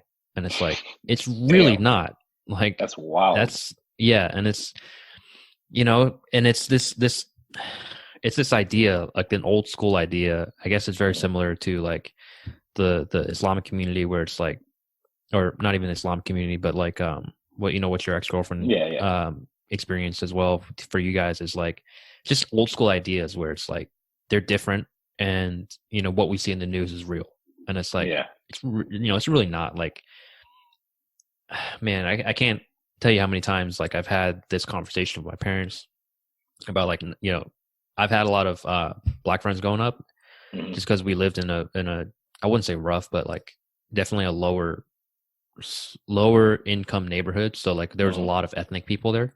Yeah. And so there were, obviously I had a lot of, black friends, and Hmm. like their whole idea of it was like, they're bad people. And it's like they're not, you know. Yeah. It's you can't be saying this just because you think like it's what you've been told. Like that's not accurate. You actually got to go out there and like meet these people and like understand that Hmm. like they're actually good people. Yeah. So man, it's a shitty world that we live in. Dude, Really and shitty. the thing, yeah, for real. And like whenever I was dealing with that, it was like that was the first time in my life where I actually felt like racism, and that was like a few years ago, like maybe 3 years ago. And just because it's just like if I was able to talk to her parents, like actually like on the phone, in person or anything, like I wanted to do that just because like not to sound cocky, I just don't feel like there's anything like just wrong with me. Just like oh, this dude Yeah. is not good enough. Just because like I finished college at the time, like I was making decent money. I had a goal in mind, and I had an idea of I wanted to get to it with QuickSesh. Like I had that, and like her daughter, like I treated her well. Like she had a job. We're both going to be financially stable if it did work out. So I was just like, yeah, I'm like I told her I was like at the time I was like I'll leave happily. Like just let me speak to your parents. If they can figure out something's wrong with me, I'm like, by all means, I'll walk out. Yeah. But like if you can't, like we got to talk. We got to talk about this deeper. And like I didn't even have the opportunity to even like talk to them, just because like they didn't want to.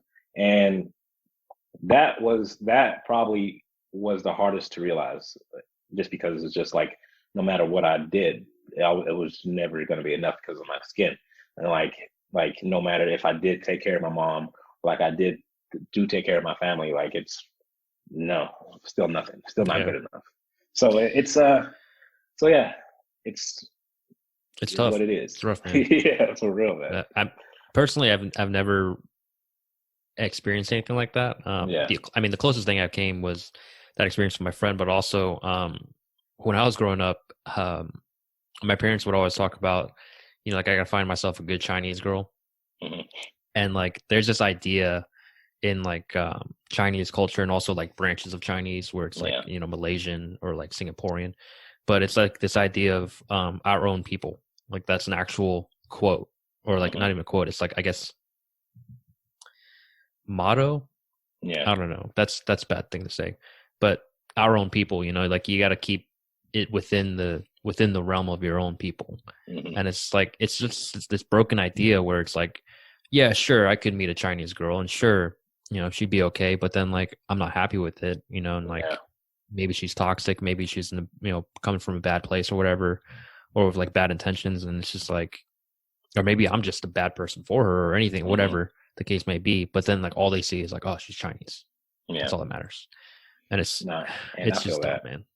Yeah, no, it is because it's honestly it's the same thing with like the Arab community. Just because like my friend, she's Palestinian, and she was telling me about the horror story of her marrying her husband. Like her parents wouldn't want her to marry her husband, even though he's Palestinian as well, but he's from a different village, like his family. I'm just like, this is crazy. This is crazy. And then because I went to her to talk to her about my situation at the time with my ex. I was like, yo, how can I do this? And she was like, honestly, there's probably nothing you could do. Like knowing just the Palestinians, how Palestinians are, she said, there's nothing you could do. Even if you go speak to them, give them millions and millions of dollars just to, do anything, there's still nothing you can do. That's how they're gonna think. Yeah, That's how it's always been. And I yeah, mean, it's a I brainwashed don't culture. exactly. And that's the thing. And it's just like the funny thing about it is that like they're the reason that she told me was that because they're worried that like I'm toxic and I'm not religious and they're gonna rub off on her. But like my ex, in Islam, like tattoos are a big sin.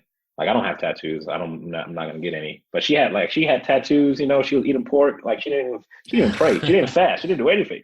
So and like during Ramadan we would fast like a month of fasting. Like, dude, I was so head over heels for her.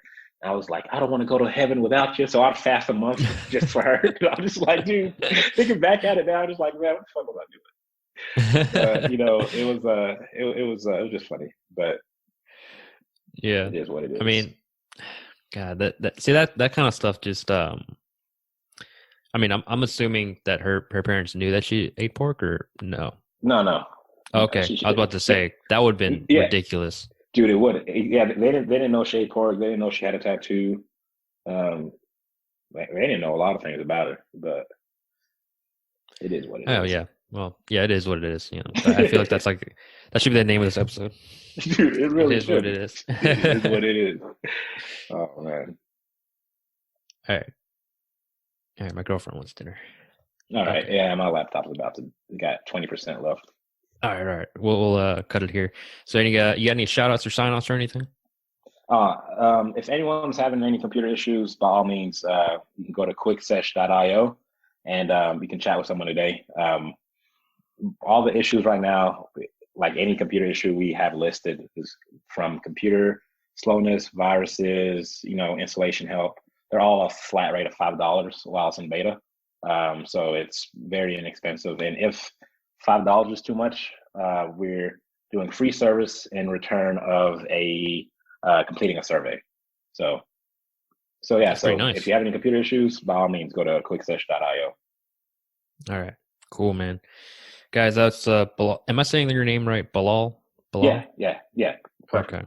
I just wanted to make sure because I felt like you said something different earlier. No, I just have I have a southern accent when I say A, so I say it super long, like Belal, but Bilal, Bilal. yeah, Bilal, Oh, Bilal, literally the same. okay. Tomato, tomato. Yeah, All right. But anyway, guys, exactly. that's Bilal from Quick Sesh. Go check out his soon to be full fledged app. I mean, Yeah, it sounds like a brilliant idea, especially with the modern era of everyone needing like having computers and more than likely facing computer issues. He's your guy. All right, look him up. Quicksesh.io. But anyway, guys, if you guys like this episode and you want to hear more, feel free to subscribe or follow wherever you're at. We're on everything, Apple Podcasts, Google Podcasts, Spotify, Pandora, maybe Pandora. Definitely not YouTube anymore. They keep copywriting me. But yeah, guys. Again, if you're new, feel free to write a review. I could use, positive reviews, negative reviews for sure. I'm always trying to learn. I'm always trying to grow. I'm trying to get better. But either way, thank you so much for listening. Have an amazing day. Get out there, get hungry, and good luck.